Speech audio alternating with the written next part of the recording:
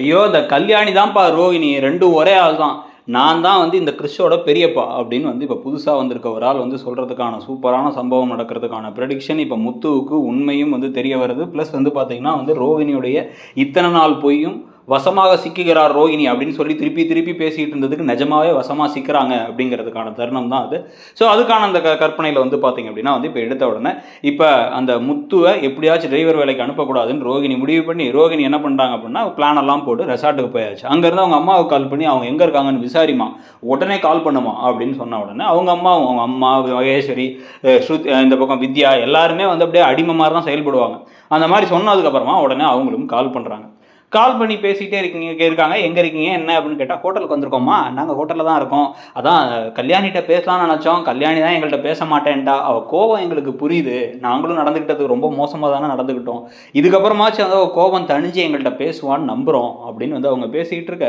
விடுங்க அவளோட கோபம் இருக்க தான் செய்யும், அவள் மனசில் அவ்வளோ வலி இருக்குது. அதான் இப்போ உங்களுக்கு இப்போ எப்படி இங்கே வந்து இப்போ ஊரெல்லாம் தெரியாத ஊராச்சே, எப்படி போகிறீங்க வரீங்கன்னா டிரைவர் தம்பி ஒருத்தர் இருக்காருமா, டிரைவரா அவரோட பேர் அப்படின்னு வந்து அவங்க கேட்கும் பொழுதே வந்து அவங்க இருமா அது அப்புறம் பேசுகிறேன் அப்படின்னு வச்சிடறாங்க. ஏதோ டிரைவர் இருக்காருனாங்கப்பா, ஆனால் எந்த டிரைவர் யாருன்னு பேர் சொல்லலாமா அப்படின்னு சொல்லிட்டு ரோகிணிக்கு கால் பண்ணி அவங்க அம்மா சொல்ல, என்னம்மா பேரை கேட்க மாட்டியா, திருப்பி கால் பண்ணுமா, கால் பண்ணி டிரைவர் பேர் ஊரில் வந்து இந்த ஊர்லலாம் வந்து எல்லாத்தையும் நம்ப முடியாதுங்கிற மாதிரி ஏதாச்சும் பேசி டிரைவர் பேரை கேளுமா அப்படிங்க. உடனே வந்து இப்போ டிரைவர் பேரை கேட்குறாங்க கால் பண்ணி.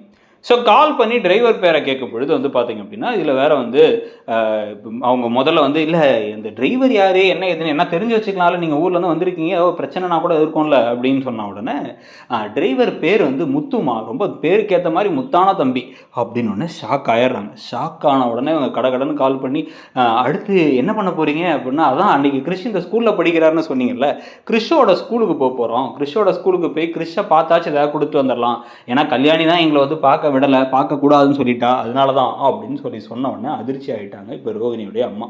அவங்க ஏன்னா இப்போ முத்து கூட சேர்ந்து போய் பார்த்தா நீங்கள் தான் கல்யாணியுடைய அம்மாவான்னு கேட்டுருவாங்களே, கல்யாணியுடைய சொந்தக்காரங்களான்னு கேட்டுருவாங்க அப்படிங்கிறது தெரிஞ்சதுனால இப்போ பயந்து ஷாக் ஆகி உடனே அவங்க என்ன பண்ணுறாங்க அப்படின்னா வந்து டக்குன்னு திருப்பி ரோகிணி கால் பண்ணி, ரோகிணி மோசம் போச்சு, நான் அப்போவே சொன்னேன் நீயே உண்மையை சொல்லிவிடுவோம் குடும்பத்துக்கிட்டக்க, அட்லீஸ்ட் முத்து மீனாக்கிட்டையாவது சொல்லிடுன்னு சொன்னேன், எதையுமே கேட்கல நீ, இப்போ பாரு எவ்வளோ பெரிய பிரச்சனையாக போகுதுன்னு அப்படின்னு. என்னம்மா பயமுறுத்துற, நான் இப்போ தான் வந்து இந்த மாதிரி ஏதாச்சும் ஒரு பிரச்சனை நடக்கும்னா பாண்டிச்சேரியில் ரெசார்ட்டில் அவங்கள விட்டுட்டு ஏதோ ஃபங்க்ஷன்னு சொல்லிட்டு நான் இப்போ திருப்பி வந்துகிட்டு இருக்கேன், நான் வந்து இப்போ சென்னை நோக்கி தான் வந்துட்டு இருக்கேன், இன்னும் 10 நிமிஷத்தை ஊருக்குள்ளே வந்துடுவேன், என்ன விஷயம்னு சொல்லுங்கள் அப்படின்னா.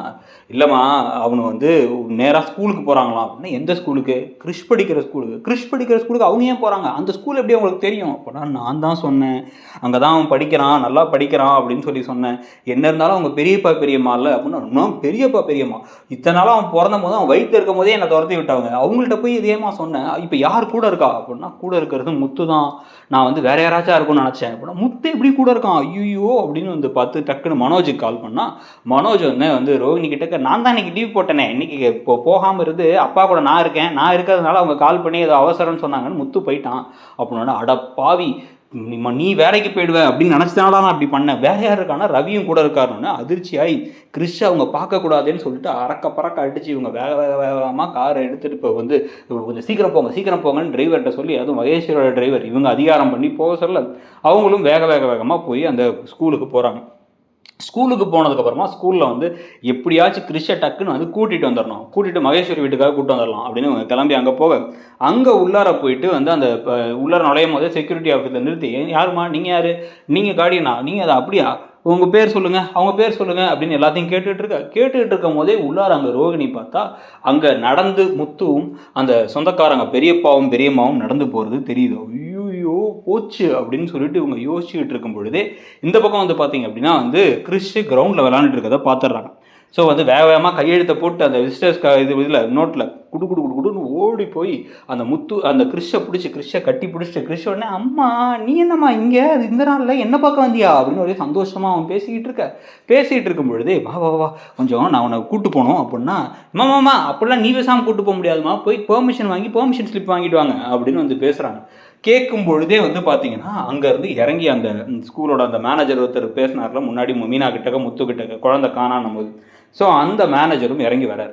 அந்த மேனேஜர் பார்த்துட்டு கிரிஷ் இங்கே வா அப்படின்னு கூப்பிடுறாரு. பக்கத்தில் அப்படியே ரோகிணி ஷாக் ஆகி நிற்கிறாங்க. ரோகிணி ஷாக் ஆகி நின்றுட்டு இருக்கும் போதே வந்து அவங்க கிரிஷ் இங்கே வாங்கினேன், கிரிஷ் சார் வந்துட்டேன் சார் அப்படின்னு சொல்லிட்டு அவங்க அம்மாவை பார்த்துட்டு கூட ஓடி, அம்மா இவங்கள்ட்ட பெர்மிஷன் வாங்கினா நானும் அவங்க கூட வந்துடலாமா, இந்த வீட்டை தான் வாங்கணும் அப்படின்னு சொல்லிட்டு கிட்டக்க போக கரெக்டாக பார்த்தா அதுக்கு பின்னாடி படிக்கட்டுலேருந்து இறங்கி அந்த பெரியப்பா பெரியம்மா முத்து 3 பேருமே வராங்க. 3 பேரும் வரதை பார்த்த உடனே அதிர்ச்சியாகி ரோகிணி அங்கே ஒரு மரத்துக்கு பின்னாடி போய் ஒளிஞ்சிக்கும் பொழுதே வந்து இதோ இங்கே தான்ப்பா இருக்கா கிரிஷ் அப்படின்னோடனே கிரிஷ் அப்படின்னு அவங்க ஓடி வந்து அந்த பெரியப்பா தூக்குறாரு. அந்த பெரியம்மா முத்தம் கொடுக்குறாங்க. நீ வயிற்றுக்குள்ளே இருக்கும் போது நாங்கள் ஒழுங்காக நடந்துட்டு இருந்தோம்னா உங்க கூட விளையாடுறதுக்கு ஒரு தம்பியோ தங்கச்சியோ இருக்கும், நாங்கள் ஒரு பெரிய தப்பு பண்ணிட்டோம்ப்பா அப்படிங்கிற மாதிரி அவங்க பேசின உடனே வந்து இதெல்லாம் அப்படியே ஓரமாக நின்று ரோஹிணி பார்த்து அப்படியே கட்டுப்போட பார்க்குறாங்க. என்ன பண்ணுறதுன்னு ஒன்றும் புரியல. முத்து ஷாக்காகி பார்க்குறாரு.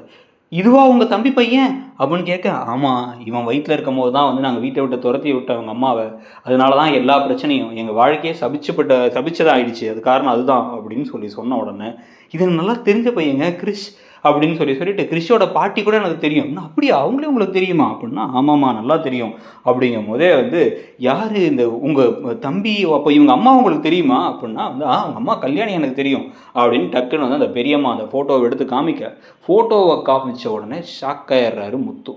இதுதான் இவங்க அம்மாவா அப்படிங்க அப்போ திருன்னு அப்படியே முழிக்கிறாரு. இந்த பக்கம் கிறிஷ்கிட்ட டக்குன்னு காமிச்சிட்டு கிரிஷ் இதுவா அவங்க அம்மா அப்படின்னு கேட்டு, இது ரோஹிணி நம்ம பார்லரம்மா அப்படின்னு வந்து சொல்ல, இல்லை இது கல்யாணி அவளுக்கு சின்ன வயசு, அவருக்கு 19 வயசு இருக்கும் போதே ஸ்கூலை முடிச்சு 1 வருஷத்துலேயே கல்யாணம் பண்ணி வச்சுட்டாங்க அவங்க அம்மா.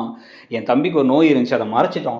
ஆனால் கல்யாணம் முடிச்சு இவன் வயிற்றில் இருக்கும் போதே வந்து அவங்க வந்து இறந்துட்டாங்க. அதனால தான் வந்து அவன் இறந்ததுக்கப்புறமா வந்து இவ்வளோ வச்சுருந்தா சொத்தை கொடுக்கணுமே நாங்கள் அனுப்பிவிட்டோம். இப்போ சொத்தை கூட கொடுத்துட்றோம், நாங்கள் செய்ய வேண்டியது செஞ்சிடறோம்னு சொன்னோம். அப்போ கூட வந்து அவள் பேச வேணாம் பார்க்க வேணாம்னு சொல்லியாச்சு. எனக்கு தான் மனசு கேட்கல.